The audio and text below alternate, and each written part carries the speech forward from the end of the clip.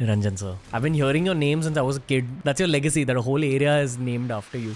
Niranjan Hiranandani, co-founder of Hiranandani Group, is a titan in India's real estate sector and one of Forbes' top 100 richest Indians with a net worth of $1.6 billion. Was there an underworld element for a very long time in your industry? There was, and I was even targeted. Can you begin a career as a builder without investing any of your own money? I always advise that people should.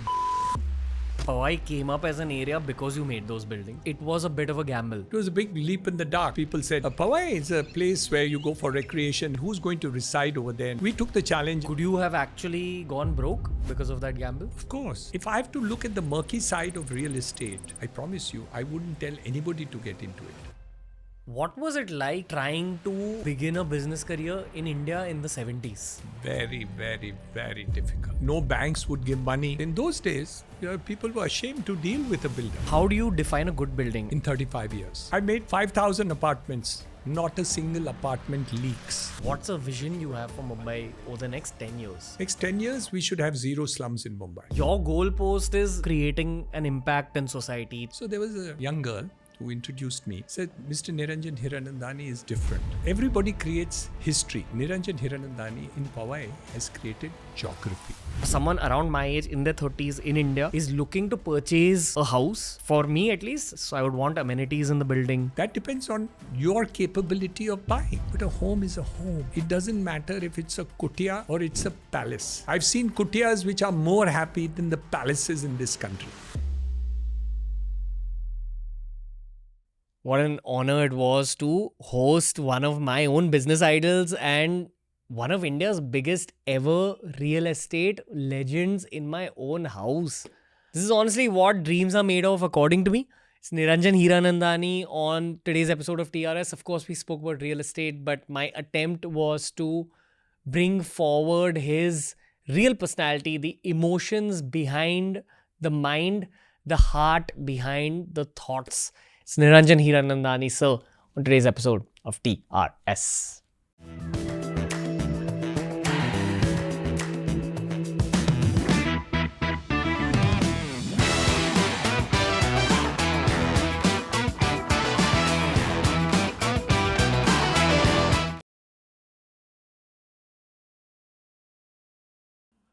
Niranjan, sir, welcome to TRS. What an honor to simply have your time.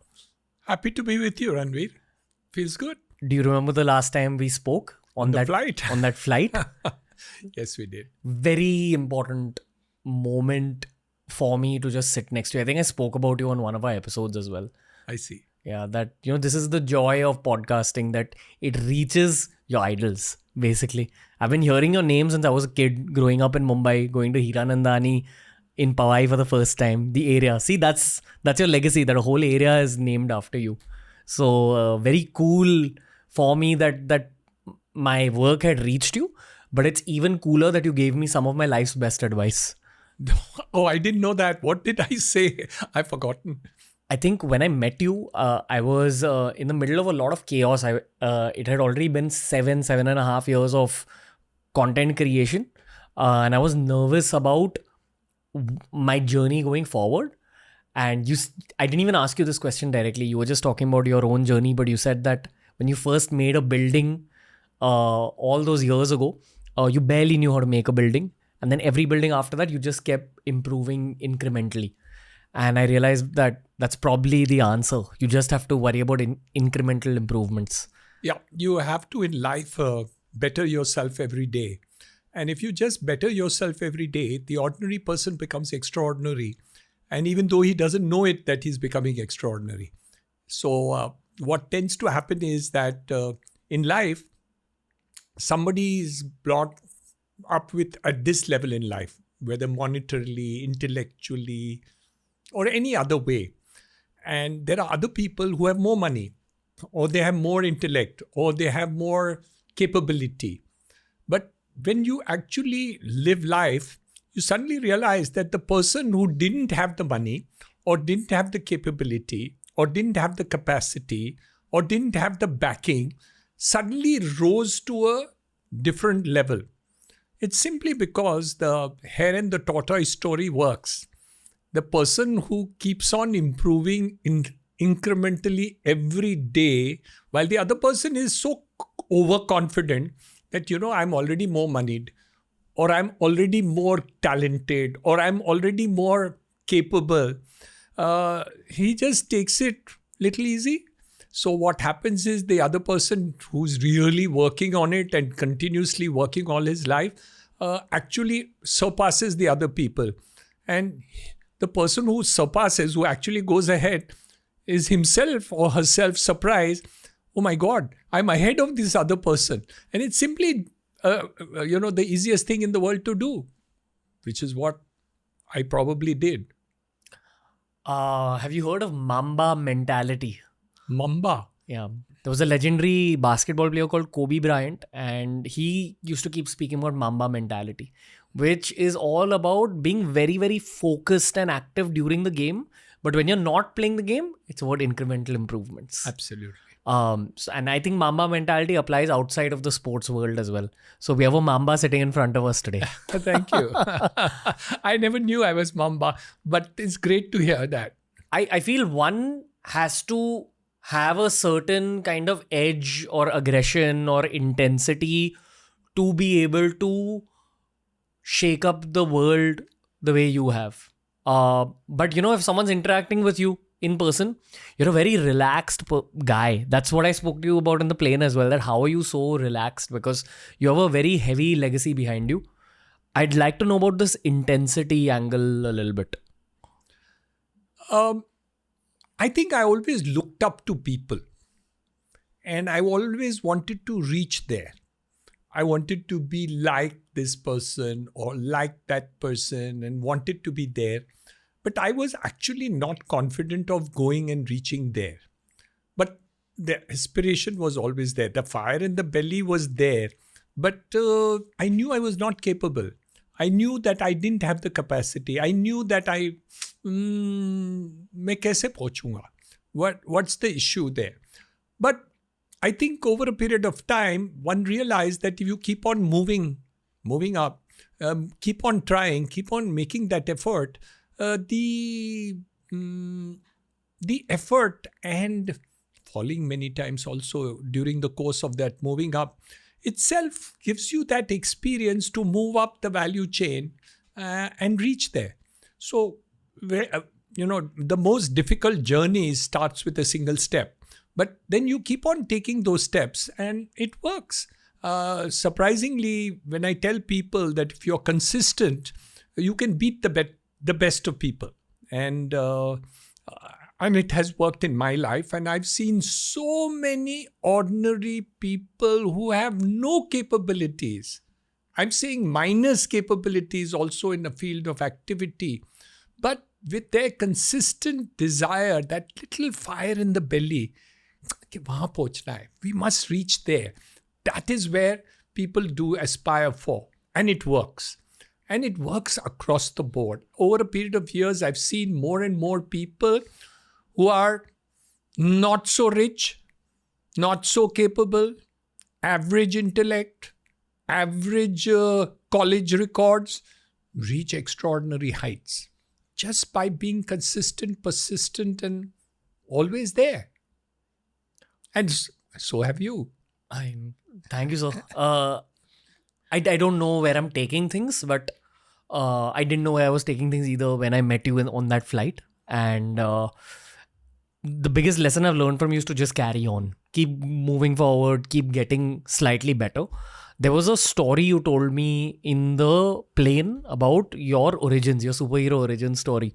I think it was age 35 where you really changed things up. Roughly. That's right. I'd love for you to repeat that story about your mid-30s, about how did you actually begin this business journey that you're known for today. But first, I'd also like to ask you about pre-mid-30s, like in your 20s, what was happening? Like, what was up? Well, the first part of the story is that I belong to a family of professionals, doctors. My father was a Padma Bhushan, Dhanvantri Award, Dr. L.H. Hiranandani, a famous ENT specialist, very well recognized, coming from a poverty background and becoming an extraordinary doctor, working very hard. So Niranjan Hiranandani looked at his father and elder brother, who was also becoming a doctor, and saying, I can't work so hard. So I don't want to be a doctor. It's so difficult to become a doctor. And I took the easiest thing out, which was to do commerce. And of course, in BCom, my father and his friend, Mr. Nani Palkiwala, persuaded me to do CA, which was not so easy. And I did that just because the two of them wanted me to do it. But I was always looking up to people who were in the business of business. My father's patients happened to be Mr. Birla, Ghanshyam Das Birla in those days, Mafatlals, who were the second biggest company in those days, the Tatas, of course, and all of them happened to be my father's patients. So I always used to meet them, and swanky big cars, big things, and you could see how successful they were. So there was something in the back of my mind that I thought it was the world of business. People talk about it being part of my family, but there was no one in my family who was even remotely into business. No, not even remotely. So my idea of the business world was very different than the reality which it is. And when I got into commerce and the other thing, but I did a little bit of a thing during my BCom, which was internship and going and working in Gwalior Rayon and Century Mills.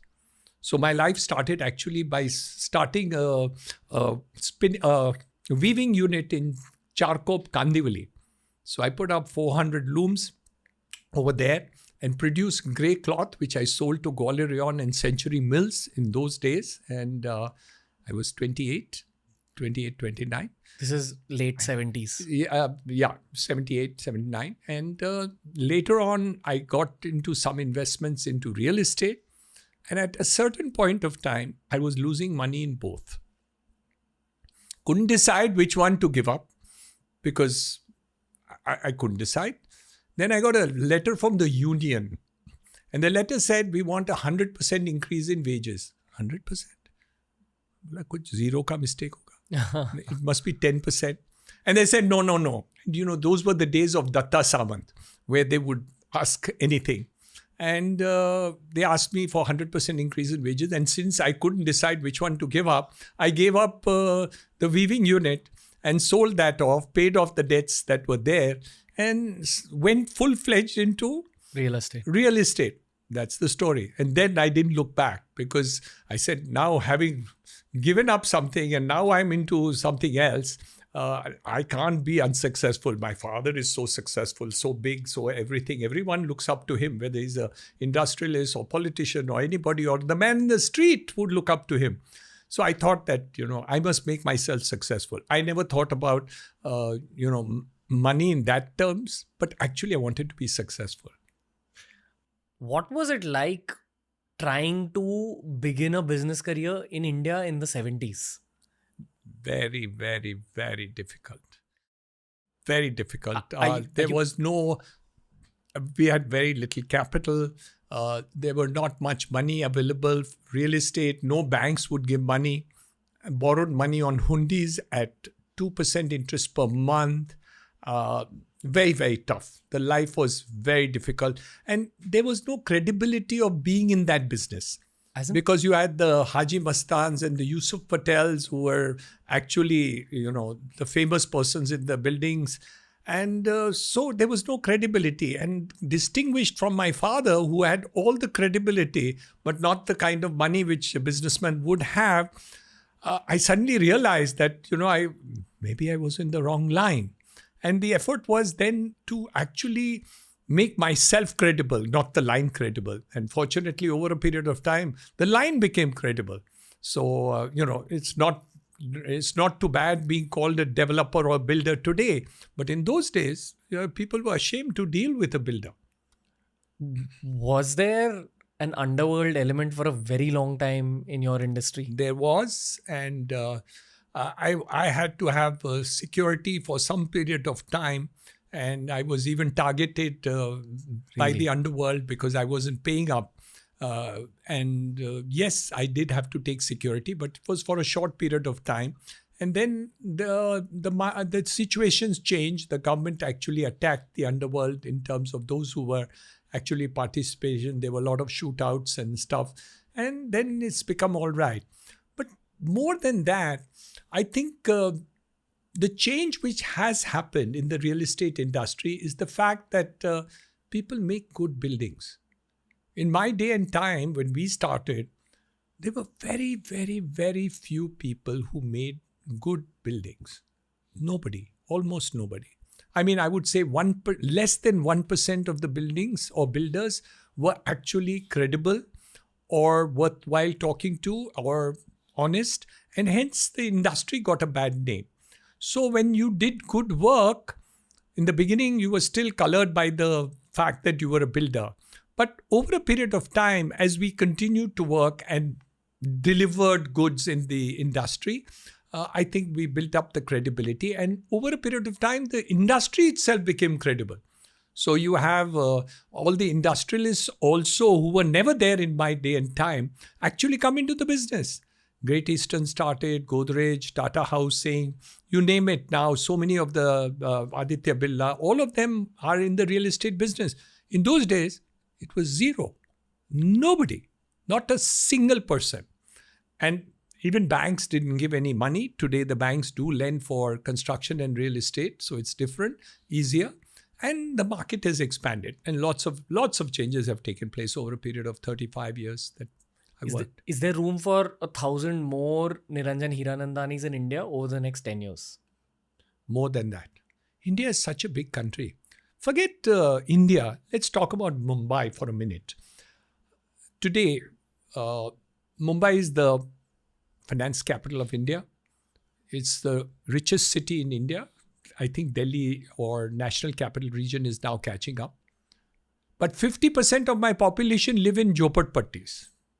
And half of them actually could afford to buy a house of the size that they are staying in if such houses were created.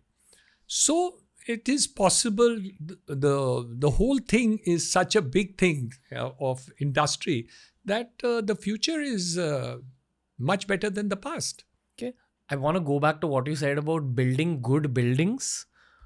How do you define a good building? I'm assuming it's part safety, part design, part livability, and what else? Okay. Before I answer that question, let me ask you a question. Sure, sir. I made 6,000 apartments in Powai. What do you think is the best thing that Niranjan Hiranandani has done in Hiranandani Gardens in Powai? Just a question. Just one. Not even one or two or three, whatever you'd like to remember, because you said you praised me or the project. So can I know one thing that you know? Sure, sir. And I'll tell you one thing which I consider as most credible. Can I give you two? Yeah. Okay. I'll give you one from the childhood perspective that I have of going to Powai for the first time in my life. I remember looking at all those buildings with that kind of design and thinking, wow, India's changing because of the design because of the design you could see in the buildings. So for me, maybe because I was always artsy, I loved like the way you designed it, first and foremost. And the second, I'd say, is the general quality of life that you always saw people have in Hiranandani Gardens in Powai. Great school, gardens, things to do, restaurants, etc. Which now seems a little more common than it used to be in the late 90s and early 2000s. But this is, again, very civilian perspective. Never built a building in my life, so I don't know. But maybe you'll answer it differently. I won't answer it differently, but I'll answer something which people are not aware of. Sure. 5,000 apartments, not a single apartment leaks in 35 years. What happens is that there are things which you don't see. So buildings I made 35 years ago structurally, today are so sound that none of them require structural repairs in 35 years. Not one. Some of the buildings are now being painted after 20, 25 years for the first time. Quality of the buildings. So it's not just about what you see from the outside, which is the design and all the other things and the amenities which are obvious, but also solidity inside. And of course, commitment to a customer, the integrity and honesty in terms of dealing with it. So when you see something, which is, I'm very happy that you see it, and so many people, compliment us for this, for the work that we have done. But there are so many other things that we have done in Powai, which people may not be able to see also as far as those things are concerned. For example, we have this largest sewage recycling plant in Mumbai. We recycle 4 million liters of water every day since last 25 years, much before all this issue of sustainability was talked about. We have already done that in Powai, and we have also done it in Thane. So what actually happens is when you want to do something well, whether it's a podcast or it's acting in a movie or it's building a building or it's this, the idea is you keep on improving the quality of the buildings, including the aesthetics, including other things in it. So you're always moving up the value chain. And many times builders come and tell me, and happily so, we studied your last building which you did, and now we are building a copy of your building wherever, Jaipur, this, that, foreign. And everybody's so happy that we have copied your building. But I've already moved ahead because my next building has something better and newer that we have already done. So the idea is it's a escalator. You just have to keep walking, going up in terms of what you do better in the future than what you have done in the past. And it's simple because what you do is keep on improving whatever you have done and level you've reached, just move up one step more. Do you perceive yourself as an artist a little bit? Artist, I think, no, I think I am more a service provider. I'm more about worrying about what you will like rather than just what I would like. And it's not about just the art of the building over there. For instance, the design of my building conceptually is very beautiful. But more than that, it's a sustainable type. You will not be able to recognize the age of my buildings by looking at it. Somebody came to Powai and he said, I like your new building, and pointed out to a building, and I smiled because it was only 25 years old. So when we work on art, it's not just art for art's sake. It's not just beautiful. It's there is a lot of so much other thing that goes into those kind. Like for instance, you go to Chhatrapati Shivaji Station as well as the Corporation Building or the Gateway of India. It's sustainable. Even after 100 years, it's attractive.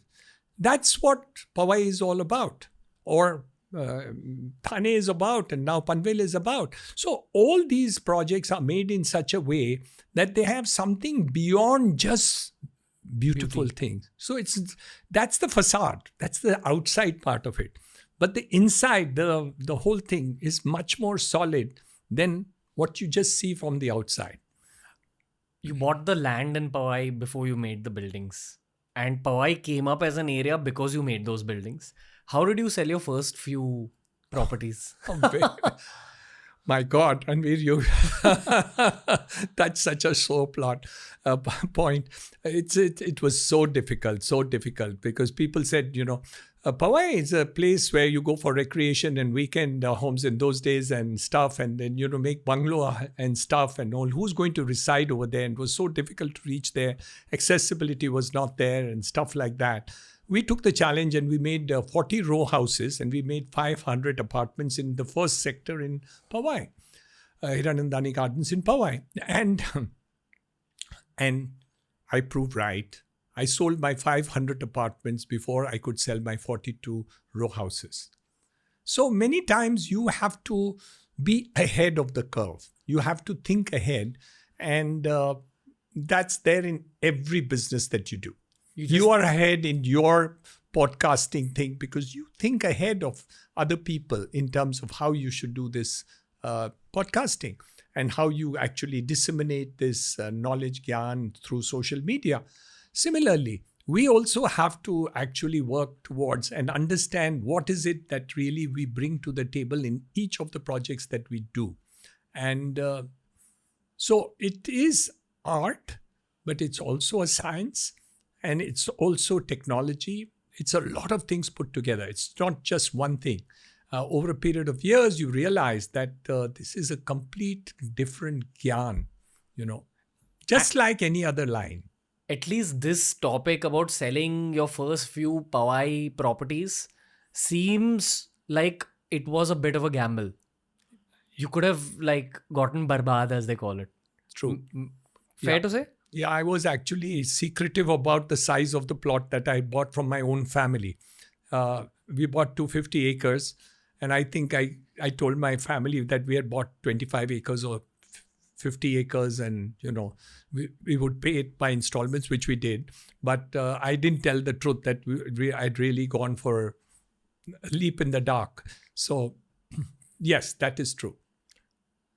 Could you have actually gone broke because of that gamble? Of course. If things didn't work out the way you Of you planned? course, any large leaps in the world of business, which is new, could go wrong. And we went through only 5 recessions, so it's not that things didn't go wrong. It went wrong 5 times, and so we have gone through 5 recessions during this period of things, and lots of problems in between. So ups and downs in business is a part of business. And unless you don't have the downs, in 35 years, if somebody tells me in business he never had a downside, he's a liar. So it's only about sustainability of being able to override the problems that you had. And sometimes you can't because there's an earthquake and you collapse into the crevice. But you have to keep walking up and, sustain yourself. So sustainability in long run for projects of the size and scale that we do is a task by itself. What's been like the single biggest business challenge or life challenge? What's been the single biggest challenge for your heart and your head in the 35 years? Can you actually single out one? I don't think there's one. I can write maybe 100. So, the challenges are always different and new. And every time the challenges come, it's something quite different. So in the beginning, somebody lets you down in terms of building materials. Sometimes you have a government which changes its mind on what permissions they gave. You have activists who blackmail you, politicians who want to, bring you down. The economy situation suddenly comes down. Financing becomes difficult. There are not enough customers which really come into the. So all this and more we have seen. So it's not just one downturn that we have seen, and we have had various people who have come against us and stuff like that, and we have had cases which we have fought, and we have spent crores of rupees fighting those cases which were absolutely untrue, and it just does happen. So I think there is a problem as far as the real estate industry is concerned, and these problems are part of the industry happening in India. So we have to really do it. But a lot of changes have taken place also. So there is a lot of improvement in terms of credibility that we have. Government regulation also has helped to remove a lot of people who are actually wrong from continuing in the line, and stuff like that has happened. But sometimes there is other problems which will keep on cropping up. So I don't think there is any business in the world which does not have a problem. The best business in the world have collapsed.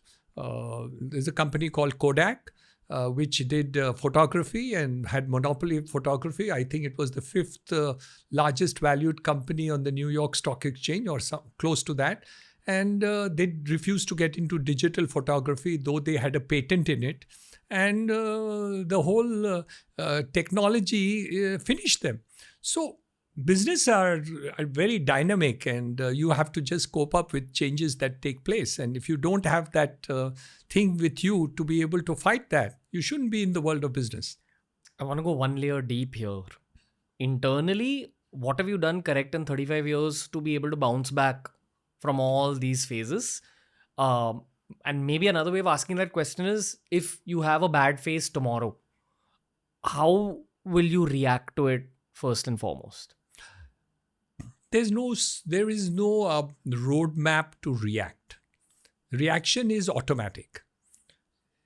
If you're bad to me, if you're wrong to me, I will feel hurt. I will get the pain. But then that is reaction.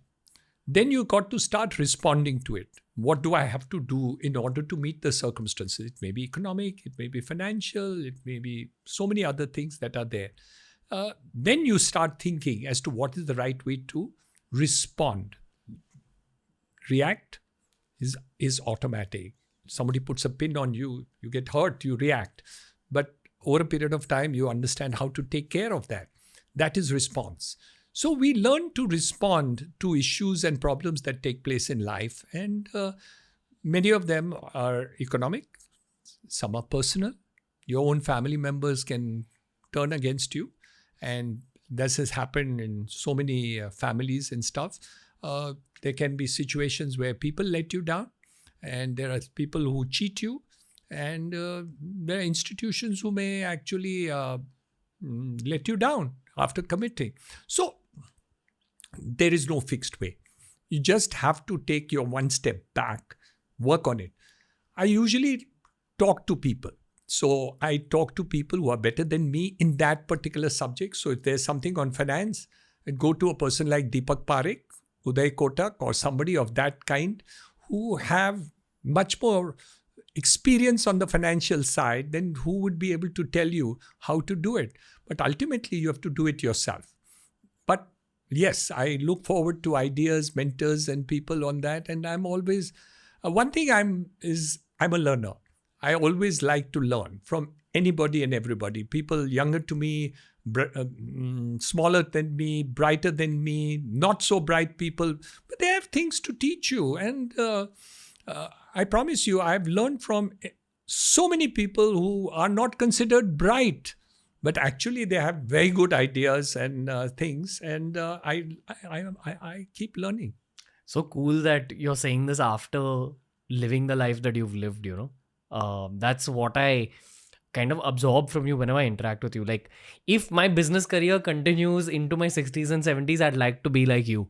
Which is why I've wanted to ask you this since the first time I spoke to you. What's the 60s and 70s like in terms of business? And I ask you this from the perspective of seeing a lot of people, at least in my observation, kind of give up on life in their 50s. I don't know why. Okay, let me tell you one story. Short one. Sure. Age 52, Niranjan Hiranandani decides to give up business. I want to do social activity. Yeah. I want to do education. I want to do health. I want to do skilling. I want to look after old age homes, things like that. I give up and want to give that and hand over to my brother, my niece, my son, who was still in college that time, but thought that he would do, and my daughter, and so on and so forth.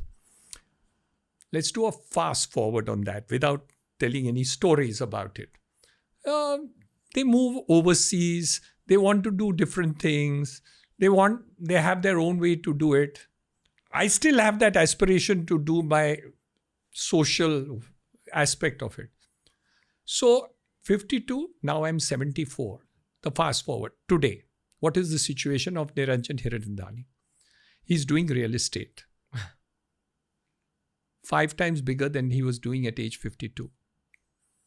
I run now 14 colleges in Bombay, run 6 schools. I run a hospital. I run a skill development center. I am looking forward to expanding all these activities. We now do transplants in Bombay. We do extensive cancer work that we do. I want to eliminate diabetes in India. And I've had the good fortune of being invited by Mr. Ratan Tata to join a trust for the purposes of eliminating Parkinson in the future. So I'm running this business fully, in fact, bigger. And I'm also now doing the not-for-profit work, which is taking my life. So when you say retire, I say retire. I am also retiring. But the retiring is retire, not retire. Effectively, if you keep focusing on the profits, all your not-for-profit dreams will happen more easily? No. See, the first... No. Ranveer, no, not at all. Okay. The first part of your life is always money. Yeah. Because without that, you can't live life. You need your basic ingredients in terms of life, living, one holiday a year, all the other things, basic, a house and wife and 2 children, so on and so forth, and getting them educated and, creating their lives for them. Money is very important till then.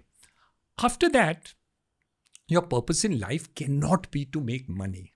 It's like saying, I want more air, or I want more food, or I want 40 cars, or I want 16 mobile phones to be used. It's redundant. And excessive only of money is not going to give you more happiness or greatness. It may create even more problems for you. But if you create purpose in life of what you want to do, you can, then you're a different person completely. My objective is that I want to make great buildings. My objective is that people should have fantastic homes. That when they live in my place, they're happy. When I meet them anywhere in the world, they come up to me and say, I'm enjoying living in your buildings. And they come up to me and wanting to meet me and say hello to me and, be part of it. And at the same time, all the social activities that I do, they're doing so beautifully. I met somebody who was singing in somebody's last week. I went to a party in Bandra. There was a singer. And afterwards, I met him and he came and touched my feet. What happened? He says, my mother has cancer. She's in your hospital and she's being so well looked after. Thank you so much for making a great hospital. I tell you, it felt so good. No amount of money in the world can actually equate that. But when you have no money, money is the most important thing. And I agree. So we all at the beginning stages in life want to achieve that minimum amount. But what people keep on saying, isse bhi aur double karna hai. It's fine. It's a byproduct of whatever you do. But that loses its focus because there are so many other things that become much more important. I work on policy for the government of India. I'm working on a policy by which we should eliminate slums in Mumbai within the next 5 years. That's type of thinking to do. Working at the Prime Minister for the purposes of doing more affordable housing. So all that and more becomes a part of my life. And when you have that kind of purpose in life, then all the other things actually are not so important. You think they are, that money is only important. It's not. It's like air. Tomorrow I remove the air in this room. You'll be desperate for it. So if you remove all the money that you have, obviously you're going to be desperate for it. But if you have that minimum or whatever is needed for good quality of life in terms of clean air, which you don't get. But once you get that, you don't need more air. Similarly, you don't need much more money. Okay. So effectively, your goalpost is delivering the best product/service for your customer.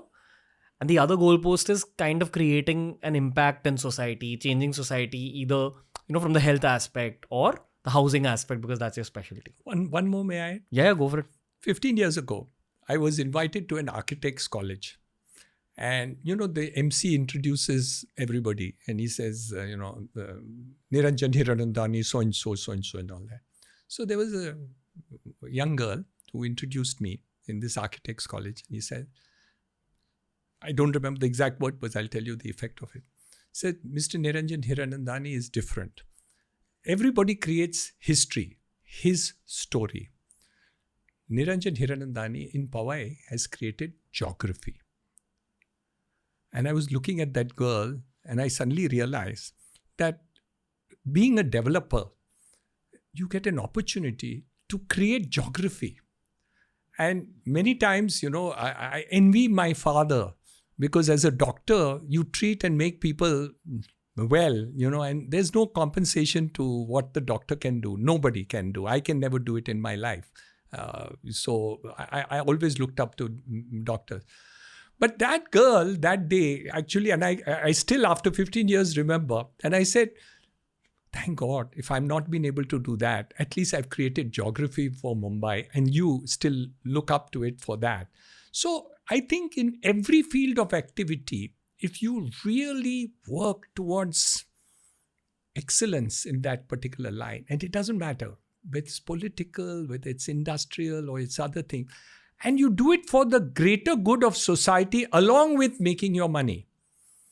You can make money, it's okay. But along with that, you are actually contributing something to the greater good of society. There is no equivalent for that. I want to dial the clock back a little bit and ask you about your first salary. What did you first get paid for, and what was the amount? 2,000 rupees. For a month's work. Yeah. Okay. In that mill. Internship, yeah. Okay. Yeah. Then those 2,000 rupees entered your wallet. Okay. And when you look at your wallet, there's 2,000 rupees inside. Cut to age 73. How does your own money feel for you? Yeah. Good question. Very good question. Like in terms of what's Very the good. human relationship with money Very now? good. So, I treat money as a very important resource, because anything you neglect, whether it's money or health or anything, or productivity of your buildings or anything that you neglect, is a problem. What is neglect? Neglect is you don't pay attention to it.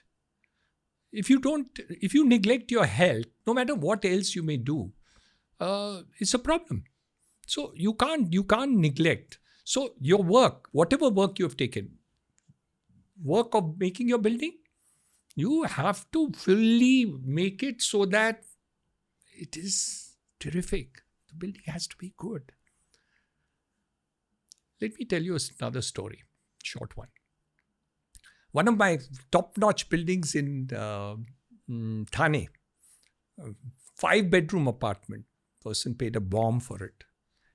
I met him just after COVID, and he met me in a party, and he said, Mr. Hiranandani, I'm very disappointed with you. I said, you had bought that flat? He said, yes. Sorry, something wrong with the marble? No.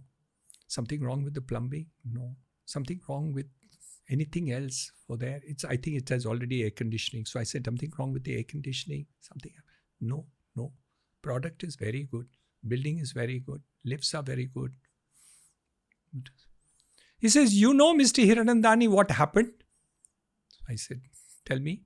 So he said, when I was getting delivery of my flat, your engineer came, took out the keys from his pocket and gave me the keys to enter into the flat. And the keys were smelling. When my assistant bought a Maruti car and delivered an excellent Maruti car, the keys came in a box with some chocolates in it and were given to my staff member. You should at least do that much when I'm paying close of it. So what has really happened? It's not about the product that I gave.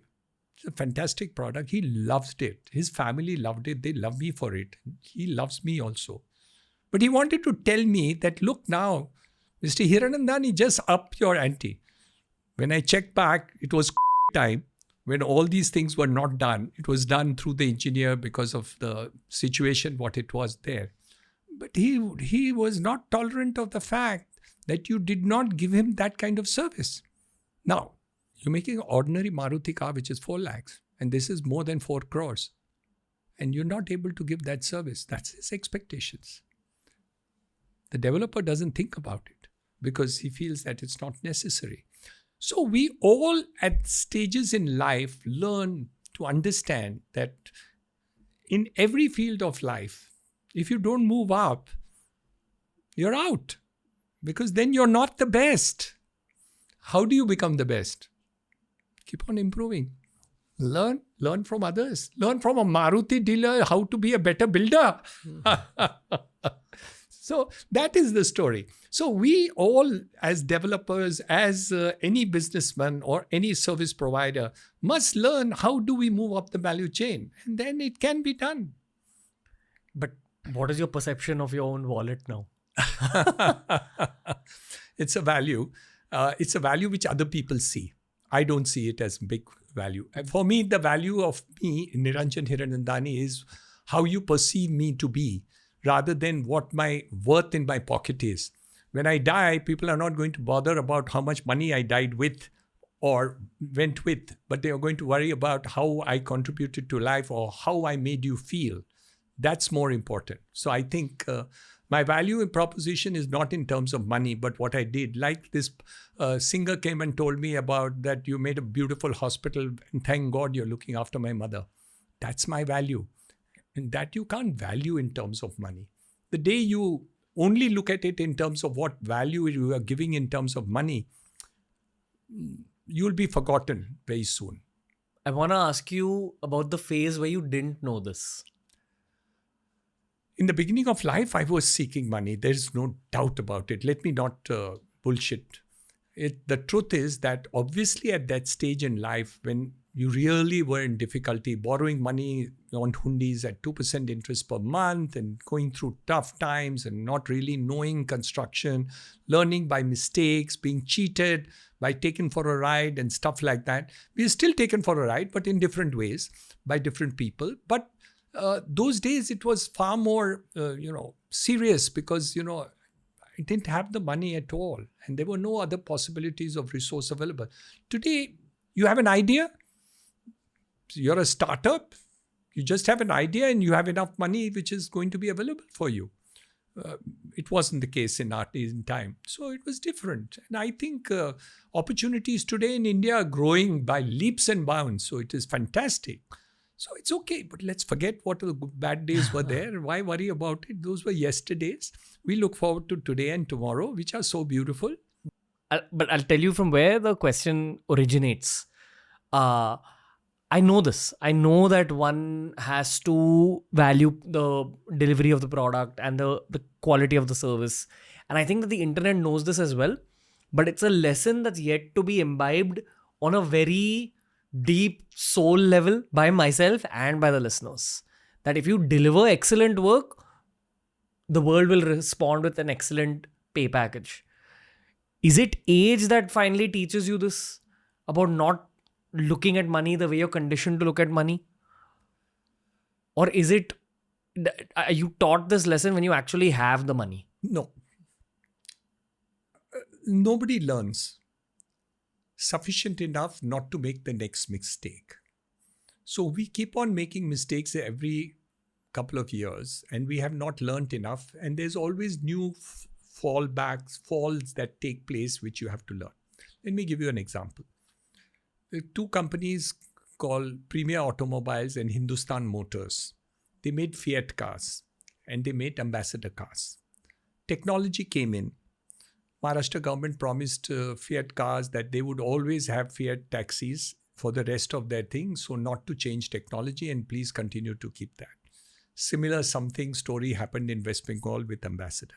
So there were companies which did not imbibe new technology and did not bring in new cars. For the next 3 years, they made a lot of money because the governments were still insisting on that. After some time, the new technology come over. And because the companies didn't do change, they disappeared. So there are going to be so many changes which are taking place in the world in terms of economic changes, technology changes, ideas that happen. Social media, what we are doing just now, didn't exist. In my day and time, 35 years ago, there was only black and white TV. And nothing beyond that. And Doordarshan, where you saw a movie once a week on Sunday evenings where everybody was glued to the box.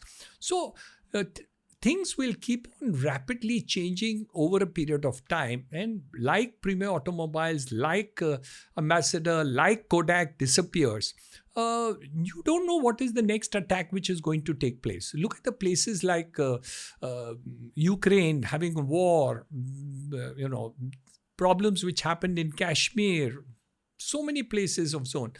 Can anybody predict all these things? No. But the point is, you have to learn from other people's experiences. That is genius. Learn from your own fall downs. That is a sensible, wise person that you have. And other people who refuse to learn. And if you refuse to learn, too bad. And it's not an age. You can not learn at 20 and you can not learn at 70. Don't become wiser at 70 than you are at 20. It's not like that. But your experience may be different. So you learn from your falling down and getting up. That you learn. But it doesn't mean that older people are more intelligent than young people. My son and daughter would be more intelligent in so many respects than I have. But they may not have the same experience that I've had of falling down and getting up. So this part of that experience is better with me. And those type of ideas and thoughts of how you can do with new technologies are better with them. So every age is fantastic and no regrets on that. Who are your bros in life? Like, who do you hang out with? Whom do I hang out with? Yeah. Different people. And I prefer to hang out with young people now because they're more smart and more clever and more fun. The older people are becoming, sitting back and sedated and saying, "Abhi hamara time ho gaya." And, I can't tolerate those people at all. So here's the thing. I don't think it's a theory. I'm pretty sure this is the truth. I think that if you don't keep your brain active after 60 or 70 or 80, it begins to degrade. Fair to say? No, every part of body. For instance, physical, if you don't exercise yourself and if you don't do it, your physical body deteriorates. If you don't, exercise, if you don't do anything, if you don't use your brain and if you don't exercise your stuff, the brain part of it, also you will lose it. Don't use it, lose it. This is what I felt even when I interacted with you on the flight. I thought that you're so sharp and relaxed and experienced and good at business. Like, I don't know if do you watch cricket? Very little. Kind of like a Kapil Dev of business. Yeah, of course. That's what I felt about you. That it was so much fun interacting with you. What about the guys you grew up with or who you went to college with? What's up with them? Not everyone could have kept up with your speed. So do you still relate with them? Like what do you guys talk about? So let's say there's 120 people. Yeah. There will be 3 people who are outstanding. I would say in my classmate was Harsh Mariwala, NAREDCO. We were in the same class for 4 years in college. We did that. There was Vallabh Bansali of Inam, outstanding guy. And you have Metro Shoes, Malik. And so there would be 4 or 5 out of 120 who are super outstanding in any field of activity of whatever they are doing. On the other hand, there would be a lot of people at the mid-level and a lot of people who would have this thing. And there may be brilliant people who have not come up in life because they didn't make an effort to do so. And I promise you, there were at least half a dozen people that I know who were far more intelligent than I was, or far better positioned at the time when I started life than I or any of the others were. And still they didn't do it. But not because of anything else, they just didn't want to. You have to desire to reach somewhere in order to reach somewhere. If you don't desire it, how can you reach somewhere? If your goal is not to come someplace or go somewhere or try and reach, you may not succeed. Everybody, I want to try, climb Mount Everest. I may not succeed. Everybody may not have the physical wherewithal or age or whatever it is, which may be a handicap. But if you don't try, how can you do it? So many of these people don't try. If you try, you will succeed. In India, the opportunity is so huge to succeed. You're bound to succeed. My theory on this is that I think childhood circumstances lead to adulthood decision making. in terms of going for a bigger goal, going for the next stage of growth, it comes from some past experience of wanting to grow to that level. And some people just have not had those childhood situations to make them want growth. Not necessarily. I've seen two siblings, one Going for it and and another sibling in the same family just too lazy to really do it. So I don't think that's true.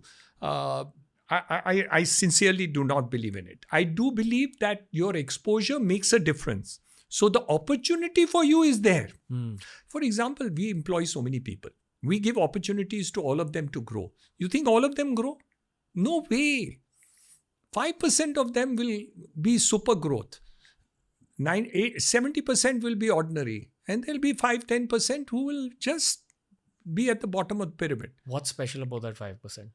Fire in the belly, desire to grow, And emulate, wanting to. They cannot not grow. Give me more work. If you want me to come on Saturdays, we'll come on Sundays. I want you to travel in order to this or this weekend. They won't tell me that there was some function they wanted to attend. They will still come. So you see extraordinary people everywhere. And not only in my business, in my education institutions, you will get 1 or 2 or 3 of them, extraordinary efforts coming from ordinary backgrounds, just going for it. And you sometimes even I look at them, I said, how come he's doing so much for it? I'm not giving him so much accolades or anything or return and all that. And but they're different. So there are people and different. I take the Amitabh Bachchan. I went to a studio. I'm talking about maybe 7-8 years ago. It was 5 o'clock in the afternoon. I'd just come from the airport and I was going there. It was some environment day or something like that. I don't remember exactly the detail. I went there half an hour before I was there. He was on the studio set since 9 o'clock. And I joined him at 5. I think it was 5 to 5:30 when I was there. And he was supposed to still do something beyond me at between 5:30 and 6. He was kind. He was stable. He was perfect. Not a single mistake in his diction. Not a single mistake. He had his curtsies. He was sweet to me. He was good with everybody.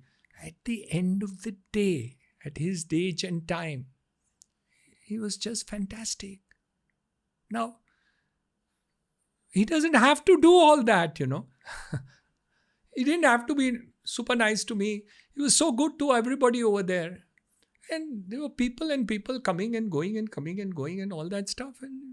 But he was different. You can make out this man has something in him which is what has made him there. I tried dissecting Amitabh Bachchan's mentality with Abhishek Bachchan on the show. And I also went and saw a really old episode of Coffee with Karan from season 1, which is like 2004. In both those situations, that phase of him going bankrupt was brought up. So after being a superstar in the 70s and early 80s, then having a slump in his film career, then going bankrupt and going to zero, and then bouncing back up. And now continuously working since then. I think it was that slump that really fired him up for the next phase. No, integrity. The commitment to pay back that money and then do it also. Don't forget that.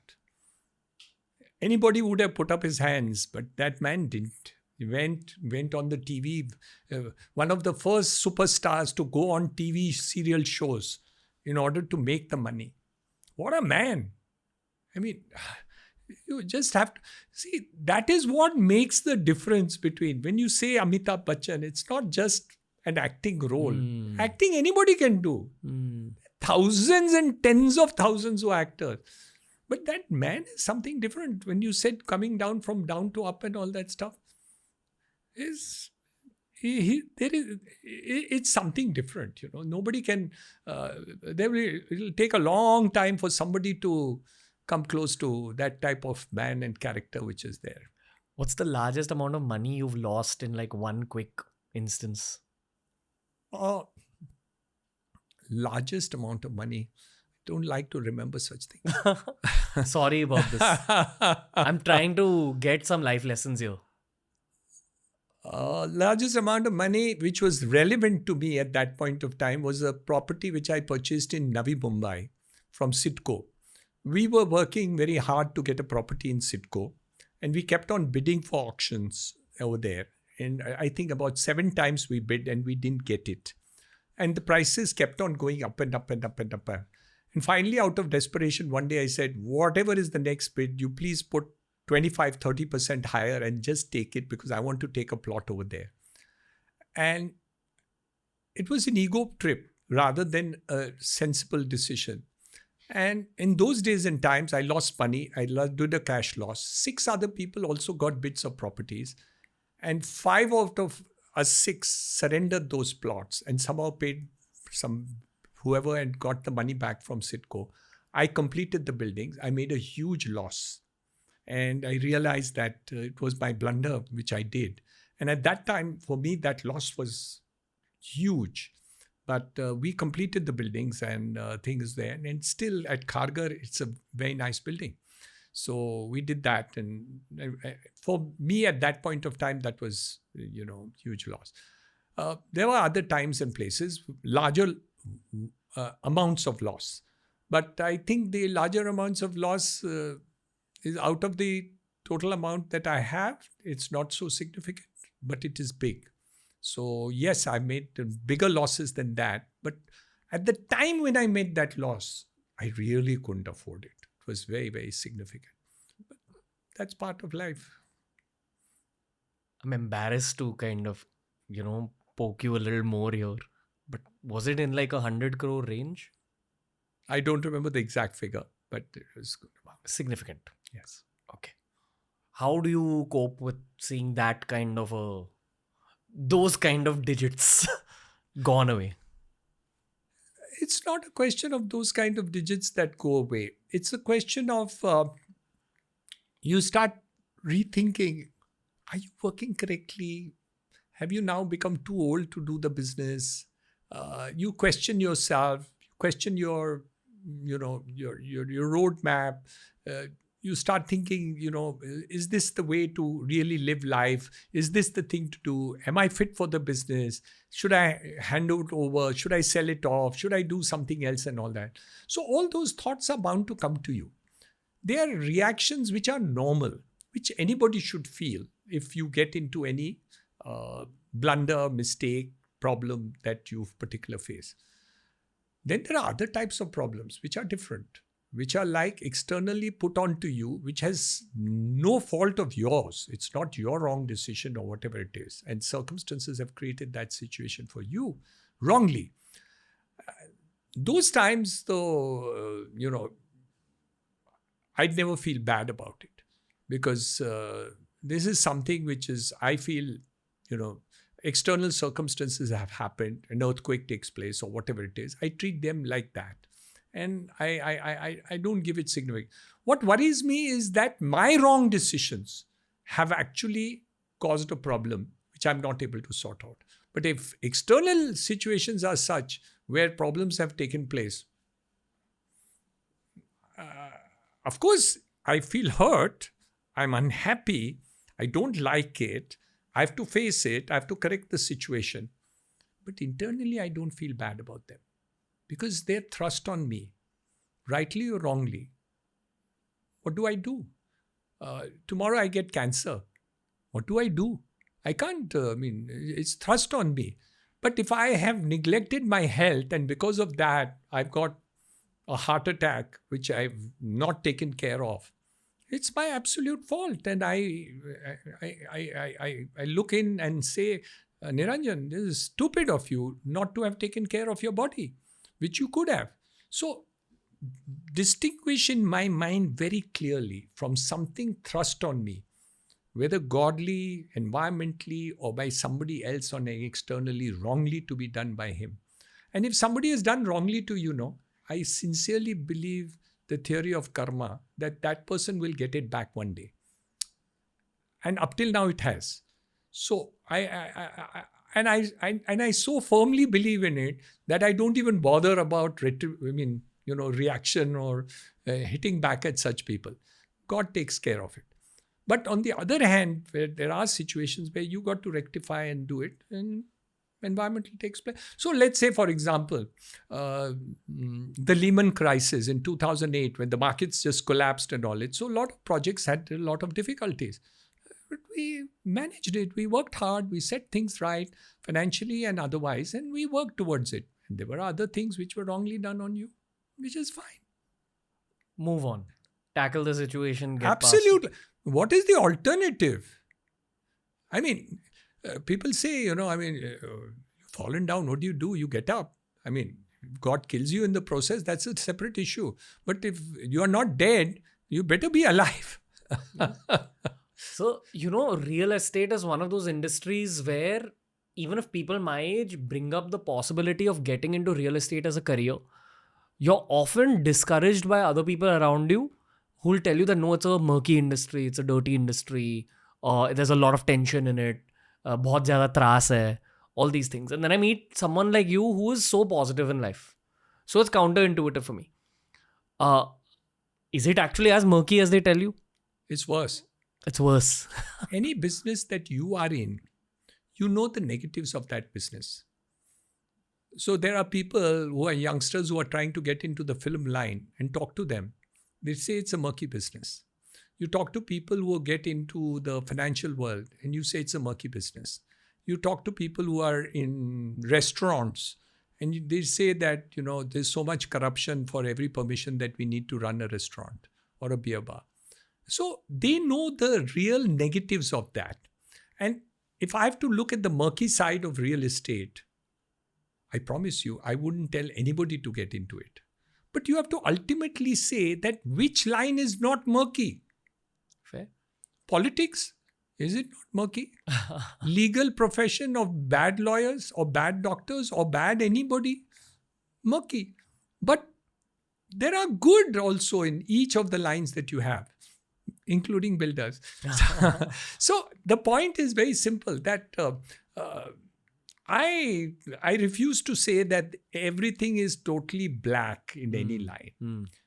And you can turn black line white. Real estate is that. We have done it in the last 35, 40 years.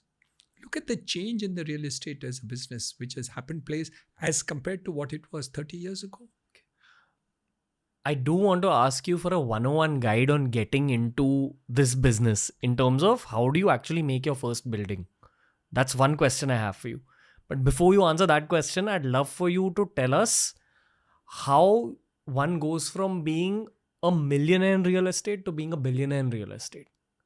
It's just focusing on the product. You have to think of growth. In different lines, growth have different measures of growth. So, and Akshay Kumar does 4 big movies in a year. Other actors can do only 2. How does he do 4? How do I grow from 5 acres to 50 acres of business? The methodologies are different, the fundings are different, the design ideas are different, and you grow it. You may get funds from capital markets, you can get funds from investors. There are private equity players, there are REIT players, and other things which are available today, which were not available a couple of years ago. There are people who are willing to do development manager models. So today we have for the real estate or people getting into the real estate, lots of people who are entering into joint ventures and others. Look at the societies. All the societies are going for redevelopment. They are joint venture between the society and a developer. So that's also a joint venture. So there are small developers who are there today in the line. There are big developers in the line. There are huge developers in the line, like we have Loda's doing the fantastic job. KP Singh in DLF in Delhi doing a fantastic job. So we have large players and small players also. So opportunity in the real estate is fantastic. And you can be a channel partner, you can be a developer, you can be a supplier, you can be a contractor, you can be a designer, you can be an architect, you can be an RCC consultant, you can be a MEP player, you can supply marble, you can do 1,000 things. There are 260 industries connected with real estate. amount is enormous. And the next couple of years, the amount of explosion in real estate is unbelievable. It's more than media. So can you imagine? Media is growing so fast. Real estate is growing even faster. So opportunity in real estate has grown exponentially. In the next 5 years, it's going to grow compound of that. A 15-20% growth compounding next 5 years. Again, I'm trying to get to the core of what separated you. So I've got compounding just in terms of time and experience. I really feel that you stuck to this one industry, one process for so long that as the years go by now, you're seeing heavier and heavier growth every year. I think it's these two things. And when it comes to the time aspect, I think you've taken care of your physical health and your mental health very well. And I know you're a very supportive wife. Very. And I think, like, I'm just trying to break down your mind, sir. If you don't mind, that's what this process of this podcast is for me. But would you add any other factor in terms of what helped you break out of the pack? No, I will first go to the other part which you said. What else is important? Sure. Let me add that. Because you mentioned 5 or 6 things, and I'd like to add one more thing. What makes Tata's difference after 150 years? Jewelry was considered a line where a lot of people did unethical practice. But when Tata's entered into jewelry, nobody ever doubts even 1/4% that there may be any milawat in it or any mixing in it. When they make anything and come into the marketplace, you trust them. That survives beyond all difficulties and downfalls.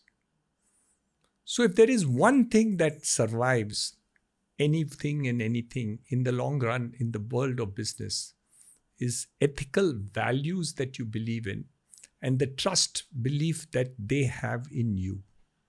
That makes you survive beyond your lifetime. Even if you're not there, it will still survive you.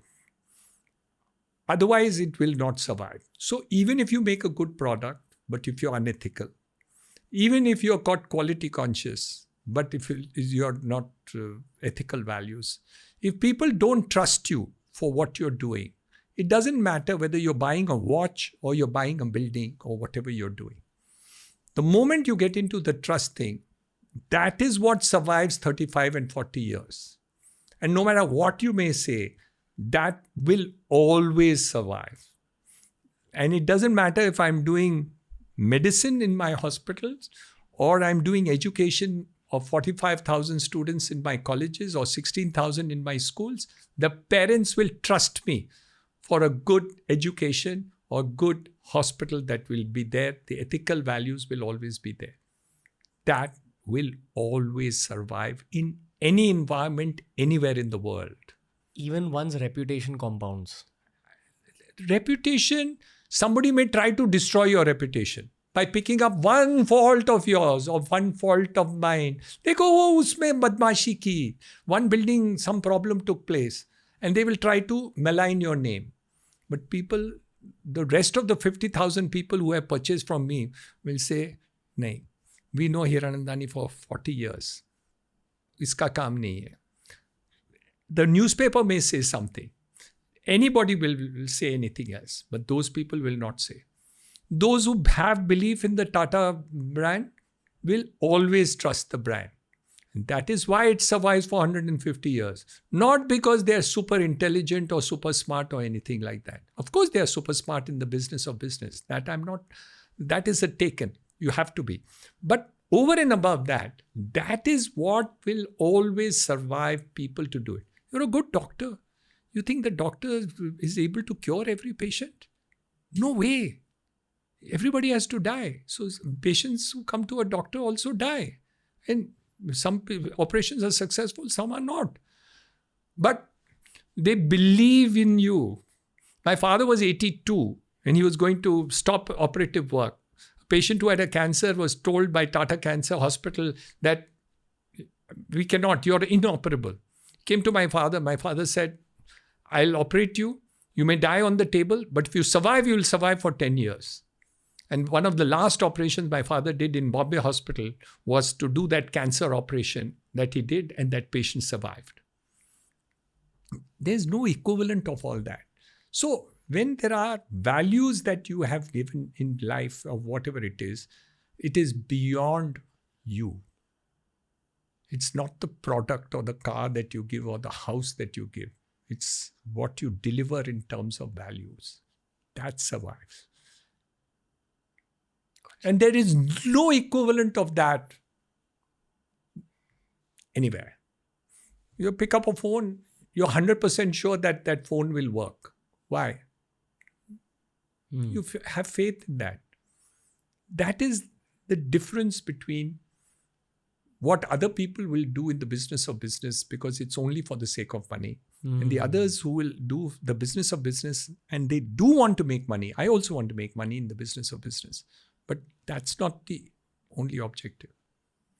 Gotcha. So, compounding in terms of ability and excellence, longevity, and I'd call this whole aspect integrity, long-term integrity, right? These are the three pieces for long-term growth. 100%. And then tackling all the lows as well along the way. That's a part of it. Lows nahi hoya to we will not remember this person called God in our lives. If you don't have lows, then you don't remember that there is an Almighty who has given you life. Do you think about God more as life moves forward? Well, I'm a trustee of 3 temples, so obviously I do think of God and in the ritualistic sense. But I believe I'm a karma yogi rather than a dharma yogi. So I would spend some time in prayer, but my time in prayer is short. But my time in terms of doing karma are long. What do you pray for? Goodness for the whole world, for my family, for the entire people and every person in this earth, and also all the people that I touch and who I move around. God bless them. Okay. Coming back to the original question, which is for people roughly my age, I don't think too many people in their early 20s or in their 20s in general think about getting into real estate. But I see a lot of people in their early 30s thinking of this move of becoming a builder. What's the first step? Learn the domain knowledge as much as possible. Whenever you get into anything, you have to learn that line. And it's better to go and work with somebody who is actually doing the business of business. What will happen is that a domain knowledge is very important. We now have an MBA in real estate for the first time. We've started that in our school. And we've started that, which will help younger people also to get into professionally into real estate. And having said that, the secret is actually to get into the domain and learn from other people as to how they are really doing it.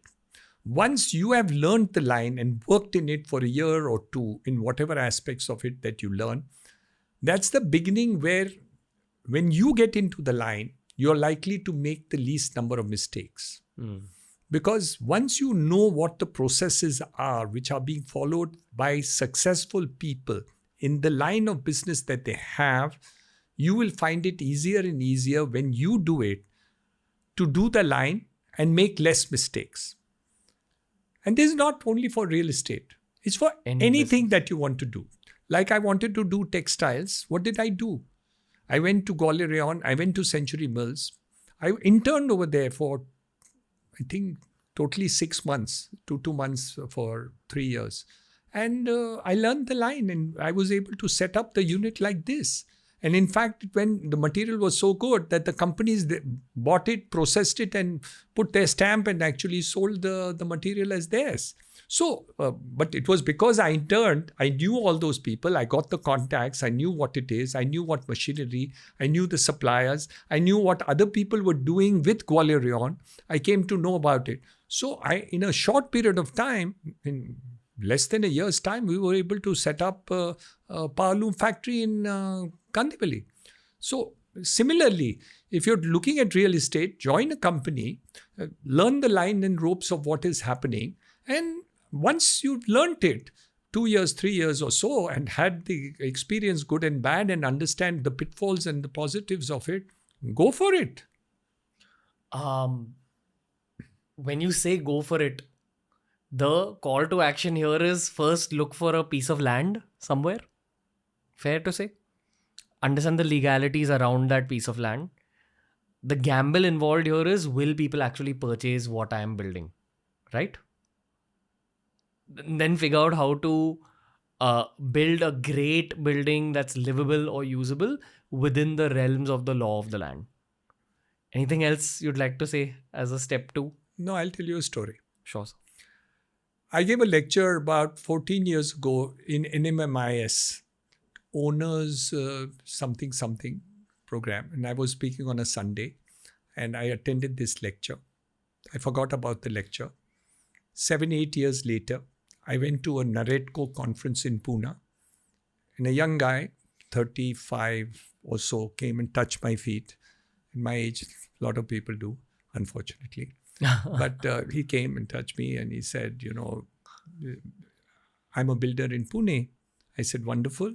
So he said, it's because of you I became a builder. So I said, really? So I said, you're from Pune and you attended that lecture in Mumbai. So he said, no, I'm from Mumbai. I attended that lecture. And that was the time when you said, people can become developers. And I tried to start it in Mumbai and I didn't have the resource to do so. My cousin in Pune had better resources than me. And when I suggested that we'll work together, he took me on. I put in very little money. He put in more money. And we've started. And now I'm on my second project. So it's not about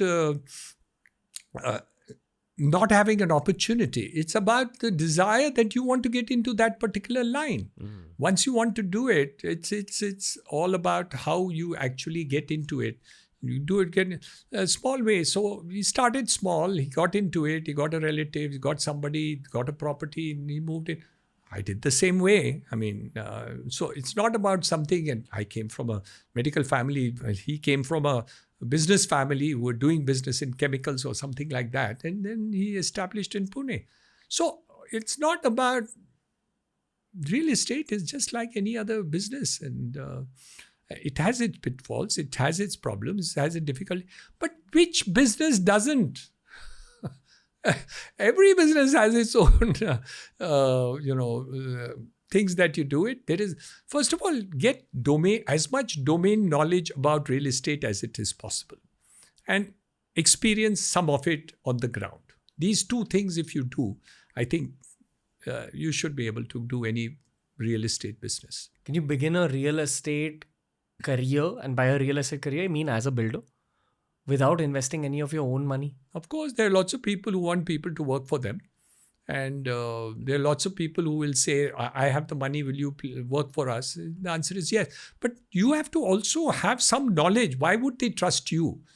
So if I had to have money and I would like to trust somebody, I would like to pick up somebody who's at least worked for a couple of years in the real estate as a business and then say, okay, support me, and I would invest with him. But I wouldn't trust somebody who's just coming out of school or college and say that I'm going to invest money with him. It's more difficult, obviously. For startups is different where technology is concerned. But this is an old line. So this is a line which is running for so many years. Startups about using a technology to actually undertake a business or product which is going to be exponentially larger with the technology at the background. So that is what makes a change. So if you can bring some idea in the real estate business with technology, then you can start as a startup in the technology. For instance, marketing. There are lots of marketing companies which just market through the social media and other thing. They don't actually do it any other way. That could be a startup. There are people who are now giving ideas in terms of design and structures and other things like that. You could have that type of thing. Suppliers of materials could be there in the real estate business. Contracting can be a business on it. I mean, there are 200 items in the real estate business that one can do business about. What's happening in the 20s in India in real estate? Like, how are you updating yourself now? But you said that you keep learning and you're figuring about the future without revealing the exact details, at least some nuggets, if you can share. Because I know that for a fact there's a lot of real estate entrepreneurs watching this one. I learn every day. I learn from everybody. I learn from architects, town planners. I learn from contractors. I learn from engineers. I learn from when I travel. I meet people. I look at various organizations. I've been.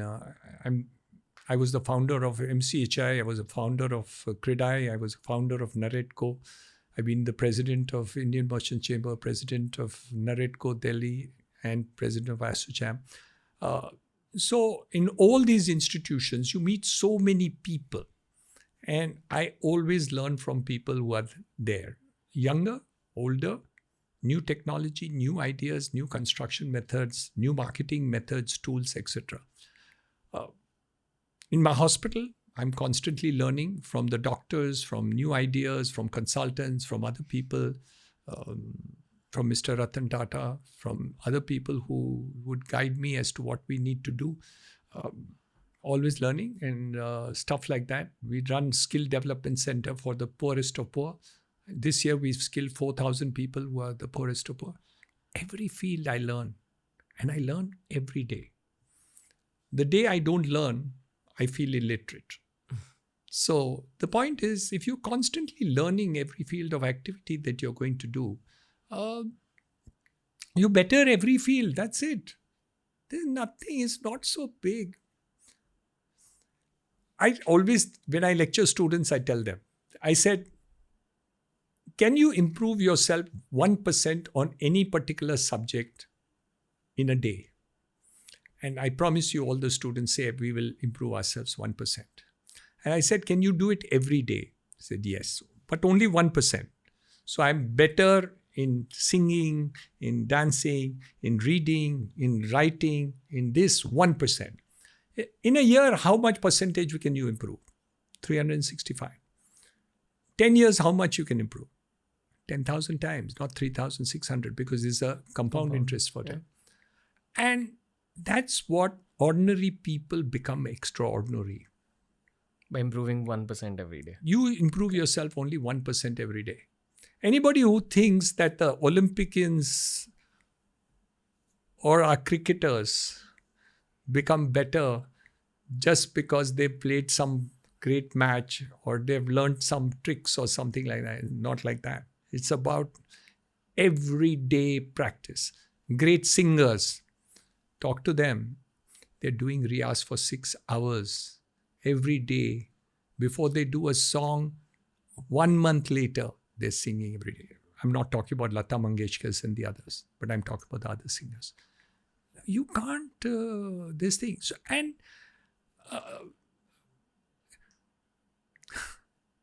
a chaiwala has become a prime minister. What better example of improvement in our country? An ordinary chaiwala is today, we are proud to have the prime minister being there. And look at him.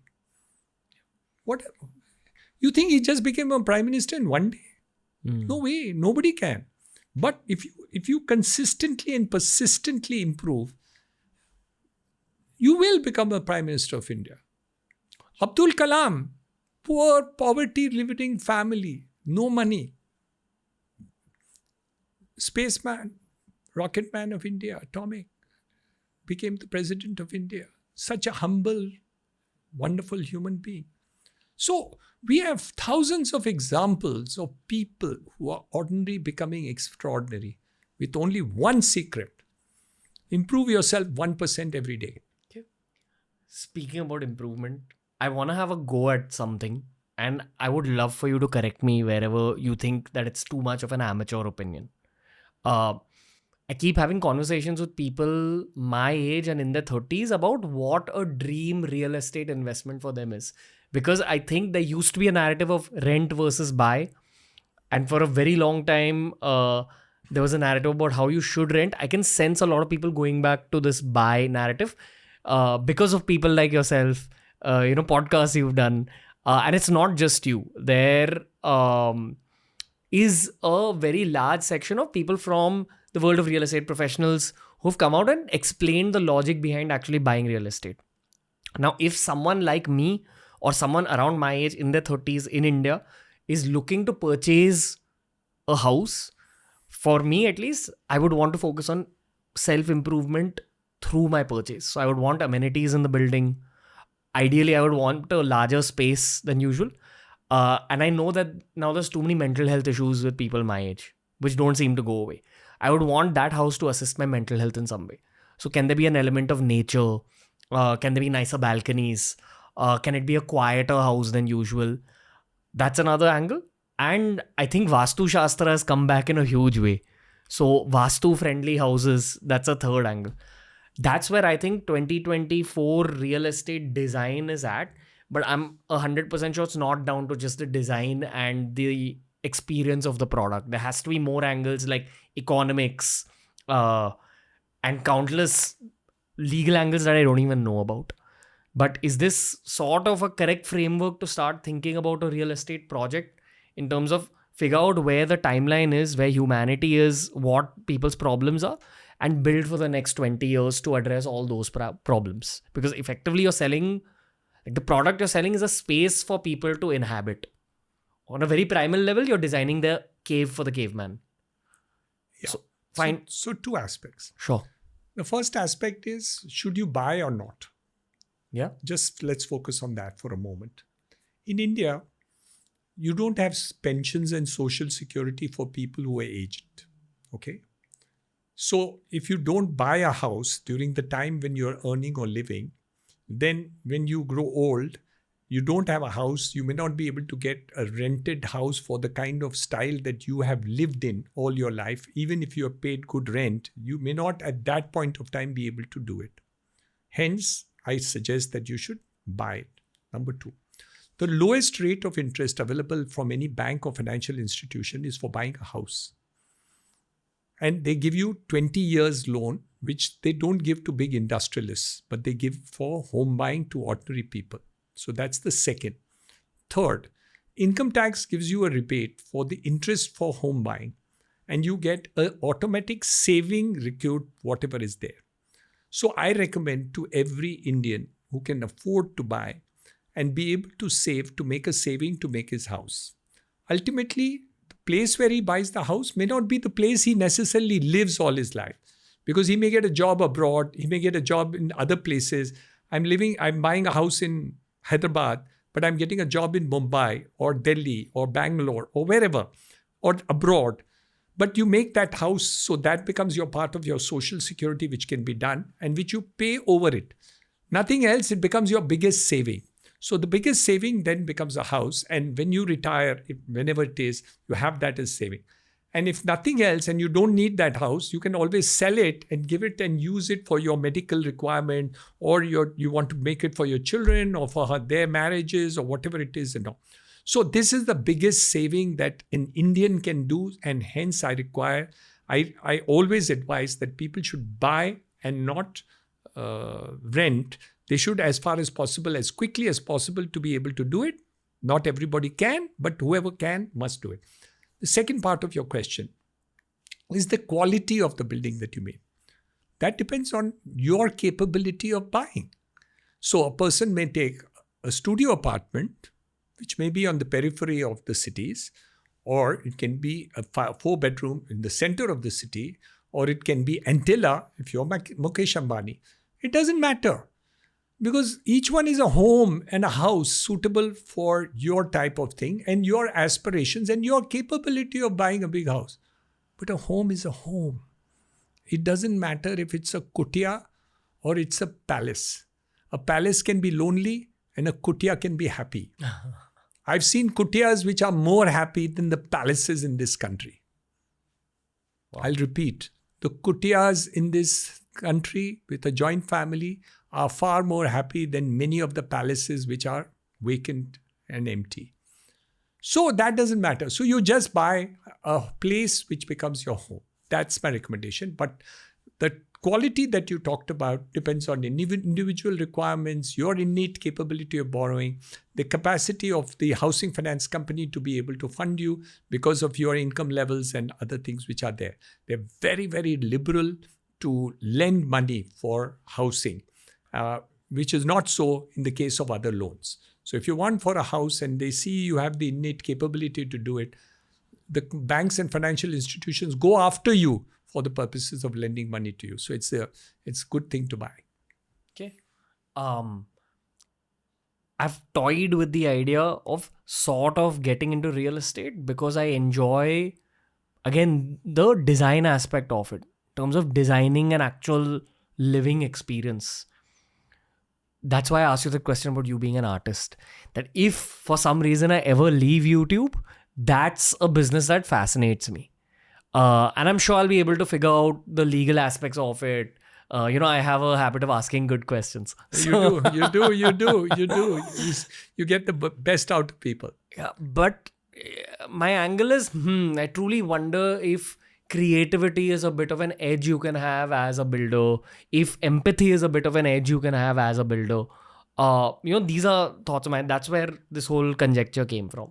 In terms of if I had to create a building where I'm selling the flats to people my age, these are the factors I'd think about. Is it a correct thought framework at least? Yes, 100%. Every person who has an ideal to create an edge which is better than the other people is always good. But you can't take the other things are taken for granted. The quality of the building, the type of amenities that you give, that yes. Then you add on the flavor that you have talked about. A beautiful design, good looks, good attractive things, amenities which are beautiful. Those become what we call the add-ons, the frills which are there. But the core of the building has to be solid. And those people take for granted. So, a 5 lakh, 6 lakh Maruti and a 1 crore Mercedes Benz, the quality for both have to work. So wherever you want to reach, you should be able to reach in the Maruti as well as in the BMW. But if you're adding the beauty of a BMW and giving that, you will not only give a better quality, but it'll be outstanding. So that's the difference between the two. But otherwise, both are cars, both are the things that are going to reach you wherever you want to do. But obviously, the BMW, which you are creating in terms of better design, better quality, better finishes, will have its own value creation that you are going to do. That's a very good aspiration to have. Okay. But you need to take care of the basics first and foremost. Always. The car must work, it must start, it must reach, it must have petrol efficiency, it must have this, that, and the other and everything. It's absolutely essential. I would love to pick your brain on this. Okay, because this is a debate that is had all over India. Like I have some cricketer friends who are not from Mumbai and even they speak about this. It's about the high rent in our city and the high real estate prices in our city. In my eyes, as a Mumbaiker, I feel like when you're paying that kind of high rent, you're actually investing in your own career because there's no other city that gives you the kind of career opportunities and quick career growth that you can see in this city. When you average out all other factors, I'm sure, there are certain businesses which are more suited to being created in NCR or whatever. But I truly feel that this is a career-oriented city and that's why the high rent and high real estate prices exist. Do you have a take on this? So, the returns on residential real estate is not very high. Commercial real estate returns are much higher. So, when you're looking at a pure return for money, commercial real estate gives you better return. That's why you have international funds more investing into commercial real estate rather than residential real estate. Having said that, the opportunities of Mumbai and cities like Mumbai are unique. So, yes, the rents will always be higher, and especially in important locations, there will be still a little premium on that. But because of that, also the property prices are higher. So both are high. The property prices are also higher and the rentals are also higher. Today, of course, there is a different move completely which have taken place. In the good old days, individual buildings would attract a lot of people on rent. Today, many of the youngsters want other facilities also which are available, whether it's swimming pools, whether it's other facilities, sports, schools, other things in the neighborhood which are able to possibly deal with it. So those trends are changing. So similar like any other line, the film line, the trends are changing. The TV line is changing. The social media and interaction podcast systems are changing. So this is also undergoing a change in terms of how the future is going to be. So real estate is also changing rapidly over there. So rentals are going to take place in cities like Mumbai or Delhi or Bangalore and other places where the rentals are high. But then supply is also coming up in a big way and new areas are going to open. So in the next 5 years, for example, more areas across the harbour, across Atal, in Panvel and others are going to grow much faster than even Mumbai city. So maybe there the rentals will come down and lots of people will actually go there and live over there and commute because it's only 1 hour from there, while even from Warsaw to city is more than 1 hour, while from Panvel to the city will be less than 1 hour. So new areas are going to open up in the next 5 years where rentals will be lower, while some people who can afford higher rentals will live here. And those who cannot afford that much high rentals will live there, but they will be equally close in terms of travel time. When you're seeing all this development go on, like the coastal road, the ring road and all that's planned, do you get very stimulated as a real estate entrepreneur? Like, do new ideas pop up in your head? Well, I created the master plan for metro and coastal road and the connectivity and the new airport. So I was part of the committee which, created these ideas. So I've been part of the government machinery in terms of putting this on paper. But certainly the government of the day has implemented it with gusto.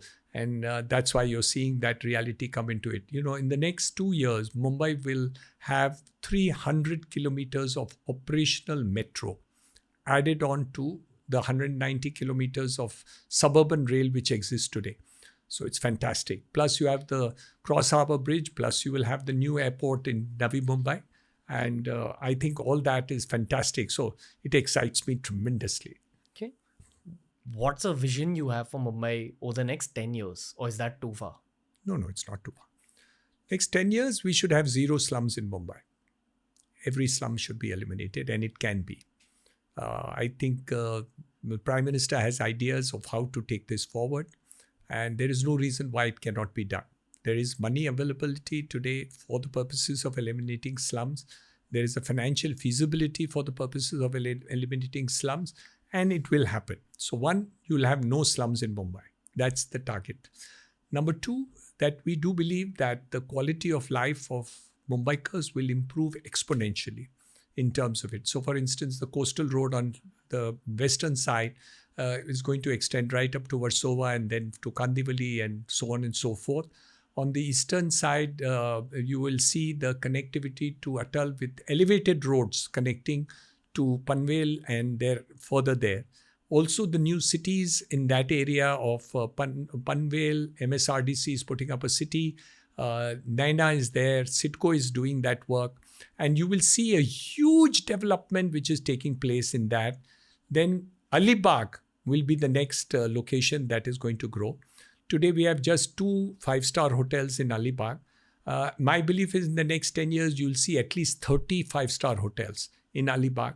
It will be as beautiful, as attractive as Goa is today. Wow. So in 10 years, you will see 30 hotels at least in Alibag, which will come up as a destination.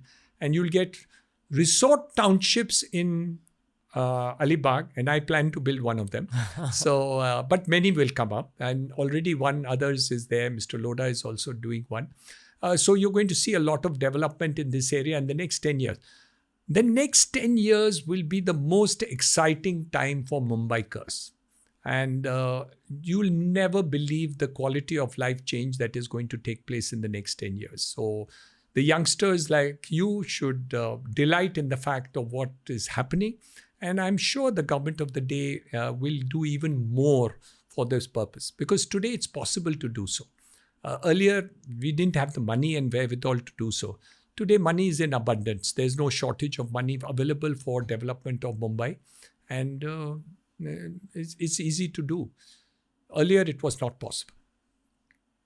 Other than Mumbai, which other city do you have your eyes on when it comes to the emotion of excitement? I love Dubai because my son stays there on the penthouse of 23 Marina, and my daughter stays in London. So I love both those cities because my grandchildren are there. Lots of beautiful places all over the world. But I think my heart is always with people, and the surroundings just look more beautiful because people are there. So we all love beautiful places, but after you've seen them once, the place is not important. The people with you are more important. So for me, Mumbai is beautiful because of Mumbaikars. The kind of people that live in Mumbai, the professionalism, the ability to accept each and every one for the goodness that they have in them, the professional quality that they have. It doesn't matter what community you come from. You're a Mumbaikar who is excellent in films or medical or builder or whatever. It doesn't matter. Podcaster. It doesn't matter who or what you are. You're respected and loved by people. Which other country in the world would you be respected and loved by people of any caste or religion? Mumbaikar has that in them. I think that's what you're paying for when you're paying the high rent. Yeah.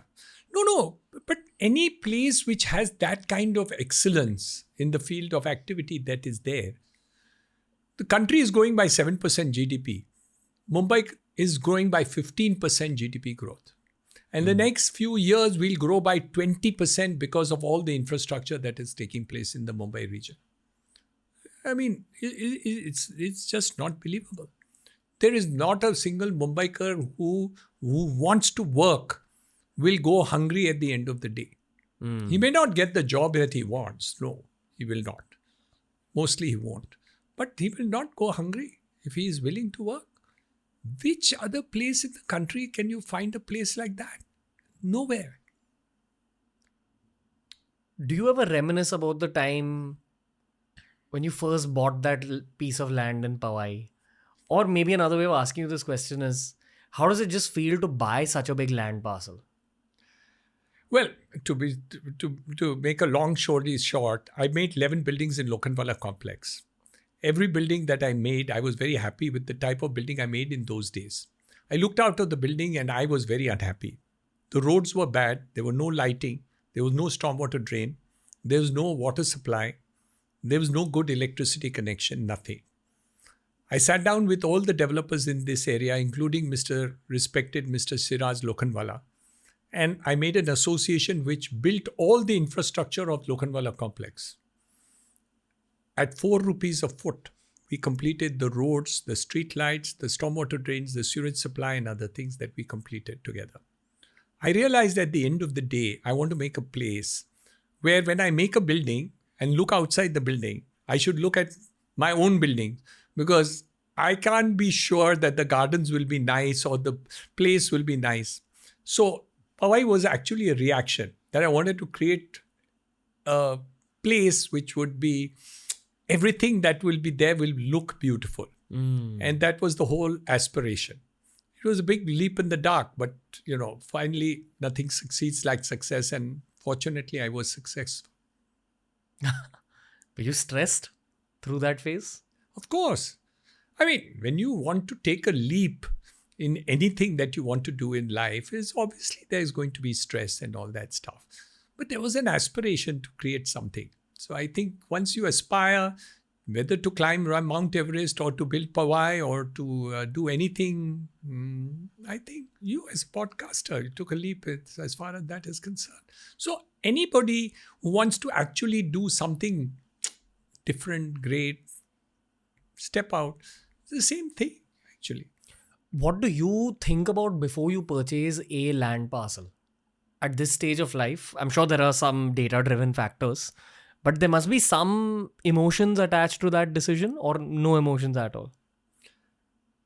I'm an emotional person. So for me, emotion is extremely important. So the emotion when I bought Powai was huge, that I wanted to create something that I felt good about. I was brought up in near Hanging Gardens, my birthplace in Malabar Hill, and I brought. My target was that everything that I make in Powai should be better than Malabar Hill. So the garden should be better than Hanging Gardens and Kamala Nehru Park. And I have made it. I wanted the school that I go to, Campion School, which I went to, which is a very good school, my alma mater. I wanted to make the Hiranandani School better than Campion School. I wanted to make the buildings that I make better than the buildings are made in Malabar Hill. And I did. We in those days in 87, 88, 90, we won an international award for good design of buildings in Lake Castle in Powai. The roads we made in concrete in those days. Nobody made private roads in concrete in those days. We built the largest sewage recycling plant in India 30 years ago in Powai, 4 million liters per day. So everything that I wanted to make over there should be Top quality. top quality. So it was emotive, not just business. Business, of course, you have to make money because you're doing the business of business. But there was something more than just making the money. Was there a point in developing Powai where things just exploded in terms of attracting new residents? It's been a slow... Hard work, all the way hard work. We made residential buildings, then we made commercial buildings, we made retail buildings. When we sold the first commercial building, we shifted Colgate and Bayer from Churchgate and Nariman Point to Powai. Can you imagine? German companies and Colgate shifting their head office from South Mumbai to Powai in those days, 30 years ago, 25, 26 years ago. It was a task. But then followed, and then we had 4 million square feet of multinational people coming for commercial offices in Powai. So, difficult, of course, uphill task. But so is any business to build. Okay. Any eyes on Panvel next? Well, Powai is 250 acres, Panvel is 500 acres. It's bigger and better. Of course, it's going to be different. And hopefully, I do 1% improvement every day. Okay. One last question for you today, sir. I want to ask you a little bit about this tech angle in real estate today. Is there tech involved in building that building? And is there tech involved in the consumer experience for the people who actually purchase? There is no activity where tech is not involved. So whether it is design of the buildings, which my architects use technology, whether it's my RCC specialist to work on with technology in order to produce fast, quick, accurate and proper structures, whether it is marketing and sales that we talked about, whether it's social media through which we work on in terms of technology, whether it's my reporting on the financial side that we use technology, I think there is nothing that technology is not used. So, and over a period of years, technology is going to be your backbone of any activity that you do. So, technology is a must. How can you think of life without technology now? It's there and it is bound to expand and explode exponentially. In fact, I think the biggest scope of using technology is in building design and construction.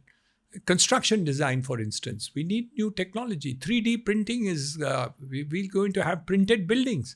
Already started. Wow. It's not cost effective today, but one day it will become. And I'm sure in Dharavi, we are going to have new technology for constructing the rehab buildings, which Mr. Adani is going to do. I'm sure there'll be new technology used for the purpose of it. You just can't complete 50-storied rehab buildings and wait for 5 years to complete such buildings. They'll have to use new technology. So it's compulsory. It's not something which is there. I don't think there's an option to do it. The airports that we do, the coastal road that we are doing, they're all technology driven in terms of it. Do you watch a show called Black Mirror? by any chance? Unfortunately, I've not watched it. Okay. But I'm sure it's come up in conversation. Yes, it has. One of my favorite authors of all time, Yuval Noah Harari, he keeps talking about that show. He says that some of the things that they've shown in that show are so realistic and are so close to the present of human beings that it's almost like it's a horror show. It kind of scares you because this is the reality we're living in today. A bunch of episodes in Black Mirror depict very, very futuristic housing where there are glass interfaces. There's robotics fueled by AI built into the house. Do you study this aspect of the next phase of human living as a part of your studies for your business? The answer is yes and no. We always look at new ideas and things. What we imbibe, we never copy. We emulate. We pick up ideas of it and then fit it into what we are doing. So, for instance, when I put up my hospital, I went and saw hospitals in Norway, I saw in Calcutta, I saw in Bangkok, I saw in Singapore, I saw in Karachi, the Aga Khan Hospital. I visited all the hospitals in Mumbai and then designed my hospital. So, you don't copy any hospital, but you get ideas from each one of them and then imbibe these ideas. So, when I see this movie, I promise you I won't copy it. But I promise you I'll pick up one idea which I will emulate and I will imbibe into my building. So I will never miss an opportunity to learn and pick up an idea. So when you go to a mentor, you don't copy the mentor. You pick up thoughts and ideas from the mentor and then appropriately use it for your purpose. The mentor is not there to tell you, do this, do this, do this, do this, do this. No. The mentor tells you the direction in which you do and the way that things should be done. It's up to you to use the ideas of the mentor appropriately for the type of work which you're doing and then do it. And so I have multiple mentors in different fields of activity and I look up to all of them and I pick up so many ideas from them and I promise you it's never copying them. I'm not a copycat, but I pick up the ideas from them and do it. So technology, lots of ideas we pick up every day. As you said about design, we pick up something every day. We find out things where construction quality we are doing. We pick up ideas every day. So every day that our team is trained to pick up these thoughts and ideas over there. So many other builders in Mumbai pick up something. I approach them and I say, I saw you're doing this work. How are you doing it? Can I come and see it? Fortunately for me, nobody refuses because of my age and probably seniority. They're willing to share their thoughts and ideas and I learn from them. Okay. I'm just very inspired at this point, sir. Honestly, like I've been holding back from saying these things to you through the course of the episode because I was trying to extract content. But to see your energy levels and to see how you're perceiving life in 2024, despite the fact that you're in a so-called murky industry, as people say, like I really, really deeply admire the human you are, sir. And it was the honor of my life then to speak to you on that flight. Like I was very excited on the inside, but I was trying to be calm in front of you. And it's the honor of my life that I get to host you at home and podcast with you. So thank you very deeply, sir. Again, Mamba mentality. That's my pleasure to be with you. Thank you very much. And I hope the viewers will enjoy this episode because I've enjoyed speaking to you. No, thank you, sir. Some of my biggest business mentors have been my Sindhi bros. So, so you can add me to a list. The commonality in all my Sindhi brethren, yes, it's great business skills and very good with their finances. But one level deeper, it's actually empathy. Like this is what I've noticed about all my Sindhi business bros. That very deep levels of empathy. Look at the number of hospitals which Sindhis have put up in Mumbai. Look at the number of colleges and schools run by Sindhis. We're doing charity and all that. And surprisingly, many of them were started when they came from Pakistan, having very little means to do so. So I think that part of the characteristic of giving has been a part of the Sindhis, though they are more known for their business skills. But I think they've been generous too as far as the cities are concerned. And wherever they are, they have been contributing to the cities also as a community, not as individuals necessarily. What is it from that business perspective? Like, how come you guys are so good at business actually? I think people who have no homes to go through and cannot just go back home, wherever they go, they have to excel because they have to make that their home. They can't say, "Gaon mein chale jaunga." They can't go back to a village or whatever it is. For them, wherever they settle, whether in India or abroad, that is their home because there's no country which is, Sindhi today in the sense of in Pakistan, of course, but as Hindus, we can't be in Pakistan. But the point is that we have to succeed and believe that, you do it. And the giving back has always been a part of the culture, even in Sindh. So a lot of the people who came here had the culture of giving. But of course, they lost all the money, so they weren't able to do it. But they have the next generation hear about the stories of what was the giving as a culture in their community, have continued to do so.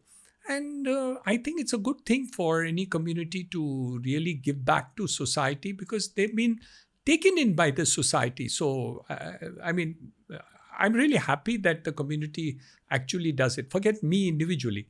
But as a community, we have done a lot of things that have happened. And I think that's a fantastic thing to happen. How did it feel going back to Pakistan?